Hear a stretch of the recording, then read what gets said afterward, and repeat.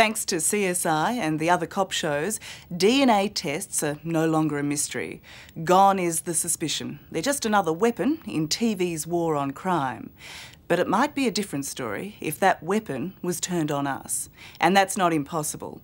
It's happening to Australian families every day. DNA testing, especially paternity testing, is a booming business, fired up by suspicious husbands determined to prove that the child they're raising is actually theirs. And as you might imagine, that's opened up a whole new domestic battlefield, new charges of betrayal and revenge. This is Sean. Now, Sean is engaged to a woman named Dorothy. He was devastated when he found out that Dorothy cheated on him. But what makes the situation truly devastating is the fact that Sean is here because he doesn't know if he's the father of their baby daughter, Emily. Nobody turns human tragedy into entertainment better than American daytime TV. I just don't know if I can stick around because I can't look in her face every day and see that she's not. DNA paternity testing has become a ratings bonanza for talk show hosts like Maury Povich. But you would throw that away if this child's not yours. Because I'm not going to deal with the pain again. Suspicions confirmed by science.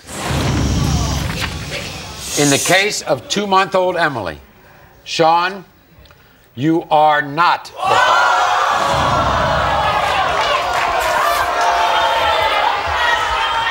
In America, it's Maury who delivers the devastating news.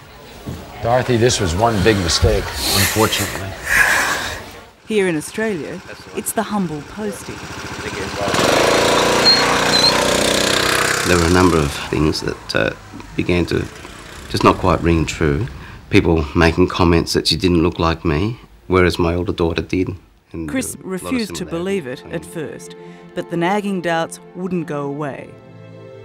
The little one started talking about her other dad, her other father, and that made me, well, first I said, I am your dad, there's no other dad. Oh yes, there is, there's my other daddy who comes to visit. So, you've got suspicions about your child. Well, as thousands of Australians do every year, you can have a DNA paternity test done in secret, and it's completely legal. Delivery for Tara Brown. Great, thank you. You can go to a private clinic, or as we have, order a home testing kit over the internet. It's arrived from the United States in just 4 days and cost us $300. Inside, swabs for the child and the doubting father. This is how easy it is. You just take one of these swabs. Now, do you mind opening your mouth for me, please? Great. And then you do your own. And within a week, you will know to within a 99% probability whether the child is really yours. I think it was to satisfy my own curiosity. I was so, at that stage, I was so dubious about the antics of my ex-wife, what she'd been up to, the fact that she'd had the men on the side and so forth. I just wanted to know. So, without telling his wife, Chris took a mouth swab from his daughter and sent it to a DNA lab for a paternity test. Now, he's got the result back. Halfway around the country, a single mum and her 8-year-old son are also anxiously awaiting the results of a paternity test. How did Joel come about? What happened? Oh, we met in a small town where I used to live, in a pub on a Sunday afternoon, I think it was. And things just escalated from there. We spent the night together and yeah, that was about it. Did you want to get pregnant? No, I wasn't out to go and get pregnant. It was quite a bit of a shock. Yeah. I'd been seeing another guy in Mount Isa that was a regular type of, like ongoing sort of casual relationship that I was in at the time. But that had finished like a week prior, so it was a bit of touch and go of who it was at that stage. Michelle decided to raise Joel on her own, but then, 8 years on, to receive the family tax benefit, she's been forced to nominate the father and to tell Joel the truth. What have you told your mates about your dad? Or that I haven't had one. Or I thought I didn't have one. What is it like not to have a dad? A bit sad. 1,000 kilometres away in Mount Isa, 35-year-old Noel had all but forgotten that one-night stand, until, out of the blue, he was told he had to take a paternity test. I was the first one that she's contacted because I was the easiest to find.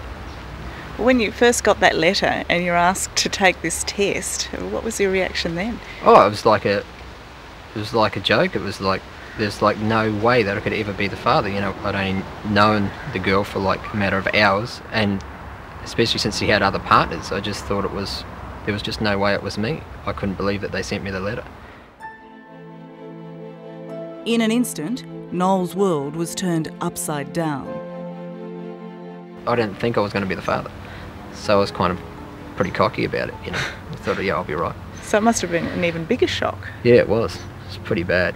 Like receiving that letter saying that you're the father, that's pretty full on. Basically, your whole life changes forever. As the biological father, Noel doesn't have any choice about paying child support, but he does have to decide whether he wants to be a dad to a little boy who'd love to have one, a little boy he's never met. What do you imagine him to be like? A good man.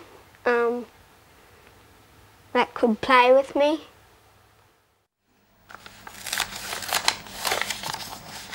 Chris is about to find out whether his youngest daughter is really his.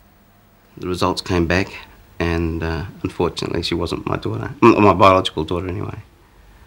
It's a real shock when it comes, a real shock when it hits you. You think you're prepared, you think, oh, what if the results are negative? And of course you realise there could be that possibility. But when that letter comes, it just blows you away. For Chris, like so many other men, there's an added hurt, the certain knowledge he's been betrayed. There'd been no sexual activity for almost a year.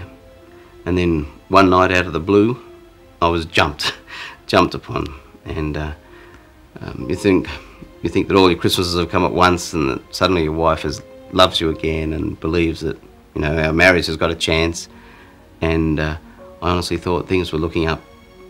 And then, of course, very soon after that, the announcement that, oh, I'm pregnant, so we can't have any sort of sexual relationship anymore.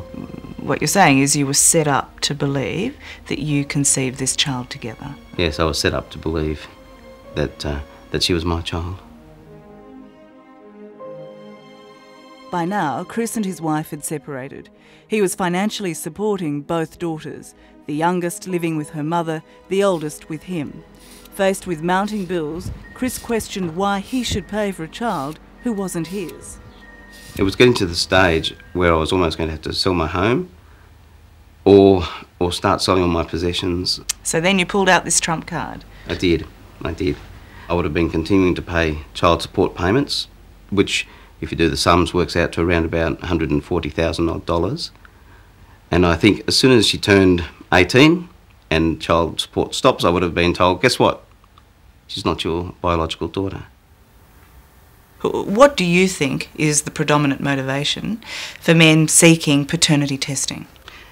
It seems to time with after separation, so it seems to be a strategy to avoid, delay, complicate, avoid child support responsibilities. Elsbeth McInnes heads the National Council of Single Mothers.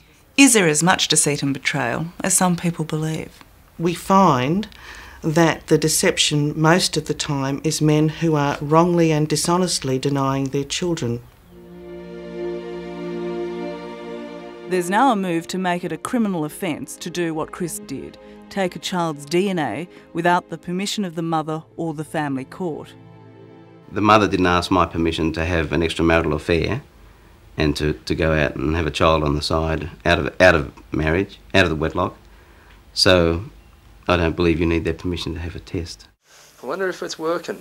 For some men, knowing whether they're the father is everything. Okay, Zoe, I love you very, very much. And Alyssa, your dad loves you more than anything in this world, darling. Okay? Terry Mitchell thought he had it all. His girlfriend Zoe had just given birth to a baby girl. Love you both. But behind these happy family scenes, there were terribly destructive doubts. Are you happy, Zoe? Are you happy? Zoe, are you happy? Why? I'm asking the question. Terry told friends and family he didn't know if this little girl was his, and he didn't believe the courts would let him do a DNA test to confirm it.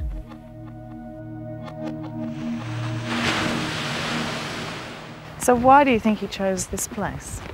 Because it's peaceful, isolated. It was Terry's sister Kathy who found his body. Terry had driven to his favourite beach and connected a hose to his car's exhaust pipe. And I jumped out and just started smashing his windows with a tackle box to try and save him. And then Daniel had to smash the window with a crowbar because they just would not break.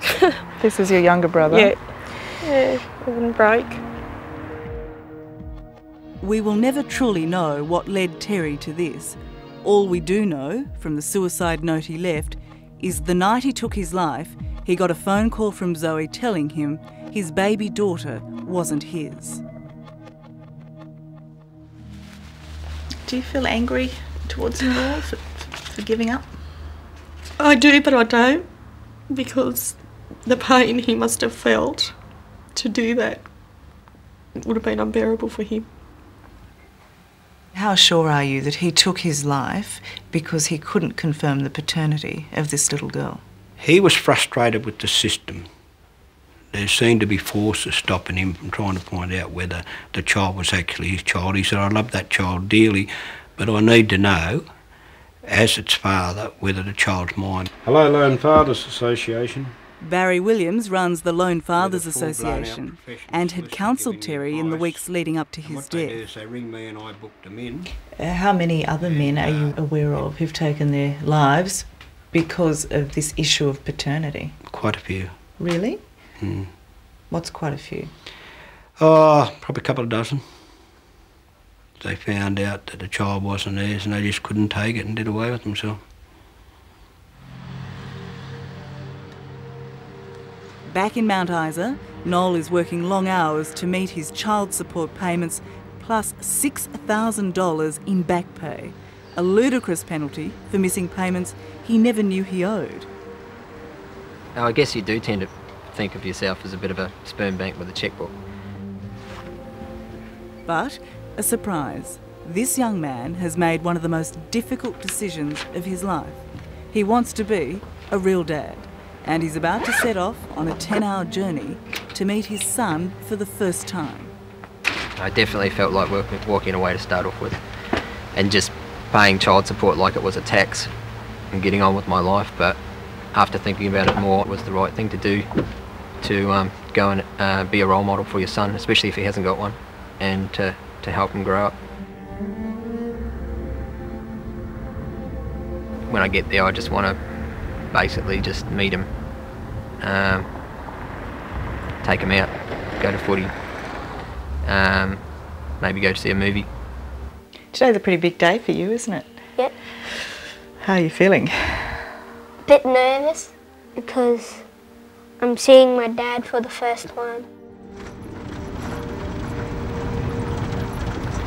I'll probably just shake his hand, say good day, and I guess I'll be thinking about it the whole way, that's for sure. But just as Noel is about to gain a son, Chris has lost a daughter. And you've still got her toys? Yes, all the toys are here waiting. She was told that I'm not her dad, and she was never to call me dad ever again. Do you have any regrets about your decision to undergo that testing? It's very difficult to answer that because, of course, I do regret, but I think overall, no. No, I'm glad I didn't. Really? I'm glad I did it, yes. You may have saved yourself $140,000, but you seem to have lost so much more. I live in the hope that one day, when she's older, there'll be a knock at the door one day, and it'll be a young lady coming in search of a dear old dad.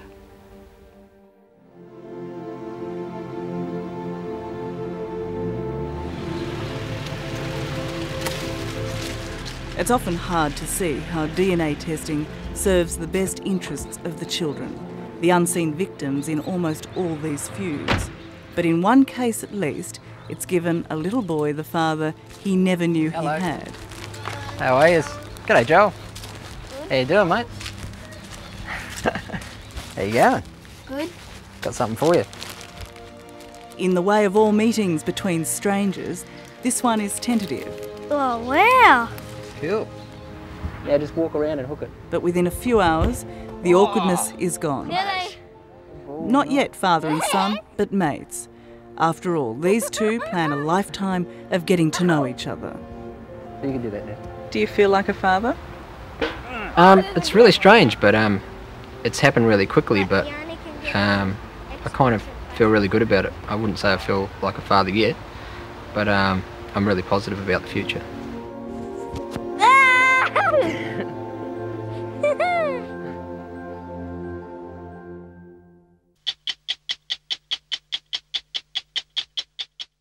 Hello, I'm Sarah Abo. Thanks for watching 60 Minutes Australia.